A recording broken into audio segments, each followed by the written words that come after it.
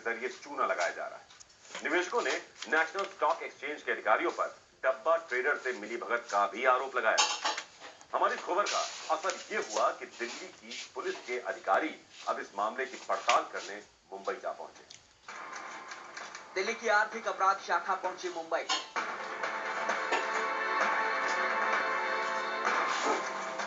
डिब्बा ट्रेडिंग का कोरक धंधा।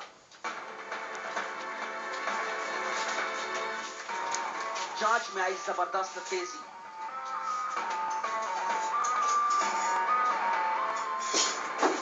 एनएससी सवालों के घेरे में। दिल्ली आज तक ने दिखाई थी खबर। दिल्ली पुलिस की आर्थिक अपराध शाखा ने डिब्बा ट्रेडिंग की आड़ में हो रहा शेयर घोटाले की जांच तेज कर दी है। यानी पुलिस के सूत्रों की माने तो जल्द ही उन सभी का सच सामने आ जाएगा जो डिब्बा ट्रेडिंग की आड़ में न सिर्फ लोगों की जेब पर डाका डाल रहे थे, बल्कि सीधे सीधे सरकार को भी चूना लगा रहे थे। पुलिस के सूत्र बताते हैं कि आर्थिक अपराध शाखा की रेडिंग पार्टी इस वक्त मुंबई में है। दिल्ली आज तक ने खबर दिखाई थी कि किस तरह से कुछ शातिर भोले भाले शेयर निवेशकों को डिब्बा ट्रेडिंग के जरिए चूना लगा रहे हैं। इतना ही नहीं, दिल्ली के निवेशकों ने नेशनल स्टॉक एक्सचेंज के अधिकारियों पर भी मिलीभगत का आरोप लगाया था। यही वजह है कि दिल्ली पुलिस की आर्थिक अपराध शाखा के अधिकारी हरकत में आ गए।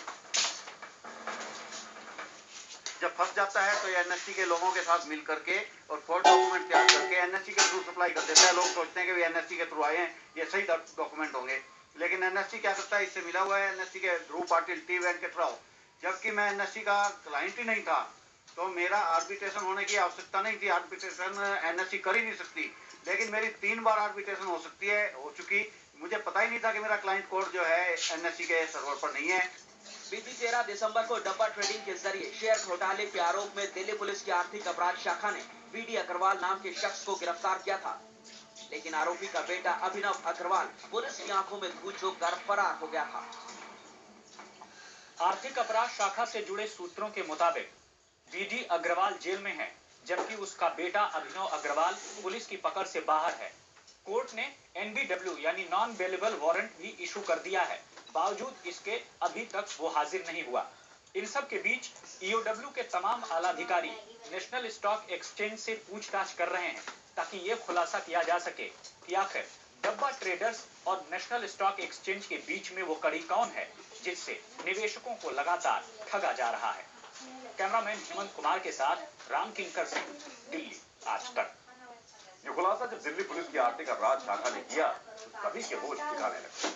ये खुलासा था ही इतना बड़ा कि सुनने वाले सकते में आ गए, क्योंकि उन्हें अभी तक इस बात का गुमान तक नहीं था कि दिल्ली में कोई शेयर घोटाला भी हो सकता है, और वो भी इस तरह। जी हाँ, शेयर घोटाले के कारण ट्रेडिंग के कारोबारियों को करोड़ों का चूना लगा है, और इतना ही नहीं, सरकारी खजाने को भी चूना लगाया जा रहा है। दिल्ली का सबसे बड़ा शेयर घोटाला, सरकारी खजाने की सबसे बड़ी चोरी, निवेशकों के साथ सबसे बड़ी लूट, शेयर घोटाले का नया अवतार डब्बा ट्रेडिंग। इससे पहले ये शब्द कम से कम शेयर बाजार के सिलसिले में तो शायद ही किसी ने सुना, लेकिन दिल्ली पुलिस की आर्थिक अपराध शाखा घोटाले के इस नए अवतार के साथ सामने आई तो सबकी आंखें खुली की खुली रह गई, क्योंकि मामला तो यहाँ लाखों की लक्ष्मण रेखा को लांघकर करोड़ों के दायरे में जा पहुंचा। 5 कंप्लेंट्स हैं, एक में चार्जशीट फाइल नहीं हो पाई थी, अरेस्ट हो गए थे, और 4 केस और हैं जिसमें लगभग जो एलिगेशंस हैं करीब 2-2.5 करोड़ के आसपास हैं। आप जानकर हैरान रह जाएंगे कि पुलिस की तफ्तीश में ये बात सामने आई कि शेयर बाजार पर नजर रखने वाली संस्था से यानी security exchange board of India के नाक के नीचे पिछले 5 सालों से ठगी का ये धंधा चल रहा था। आखिर ये डब्बा ट्रेडिंग है क्या?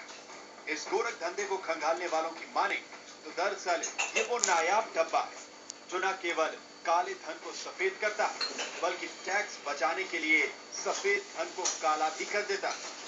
और सबसे हैरानी की बात यह है कि डब्बा ट्रेडर्स इस गोरख धंधे को बाकायदा कंपनियों के जरिए अंजाम दे रहे हैं।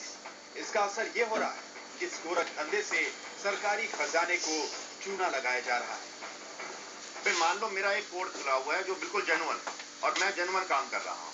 कोई और क्लाइंट आता है अपना कैश लेके और वो कोशिश करता है कि भाई मुझे ट्रेडिंग करनी है, तो ये क्या करे, जैसे लोगों के अकाउंट के अंदर वो सब फिक्टिशियस ट्रेड डाल देते हैं और करते चले जाते हैं। ये सब एनएससी को मालूम है इस बारे में, और जब उसके अंदर प्रॉफिट आता रहे तो खाते रहेंगे, जब लॉस आ जाएगा तो कहेंगे भैया ये तुम्हारा है, ये उसका है, ये उसका है। इस तरह से ये नया तरीका का इन्होंने डब्बा ट्रेडिंग निकाली है और इतनी हेराफेरी हो रही है कि सारे सर्टिफिकेट सब कुछ फोर्स डॉक्यूमेंट देते चले जा रहे हैं ये सारी दुनिया में। हमारे को बोला कि आप इसमें भी काम करो, एनसीडीएक्स एक अलग उसी का कोई पार्ट है, तो उसमें इसने हमारे अकाउंट ना खोल के और वैसे ही ट्रेडिंग शुरू कर दी। एनसीडीएक्स में कोई अकाउंट ही नहीं खोला, उसके बावजूद इसने ये ट्रेडिंग की। जब मैं इसके ब्रांच में आया, इससे पता किया तो इसने कहा कि ये आप पता लगा कि मेरे अकाउंट ही ओपन नहीं हुए आज तक, वो अकाउंट किसी और ऑपरेटर किसी और के नाम से चल रहा है आज भी, और उसी में इसने मेरे को सारे पैसे लॉस दिखा दिए कि इसमें लॉस हो गए।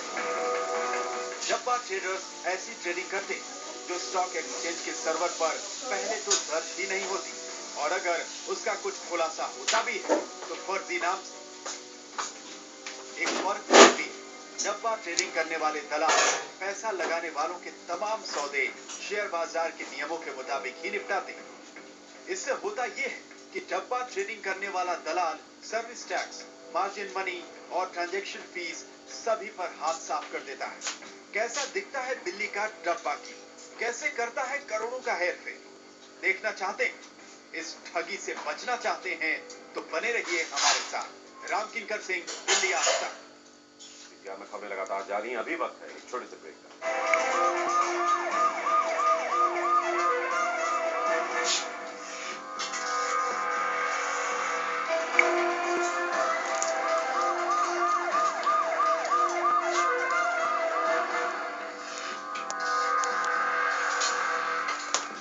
अगर प्रेमिका शादी से इनकार कर दे तो क्या प्रेमी जान दे देता है?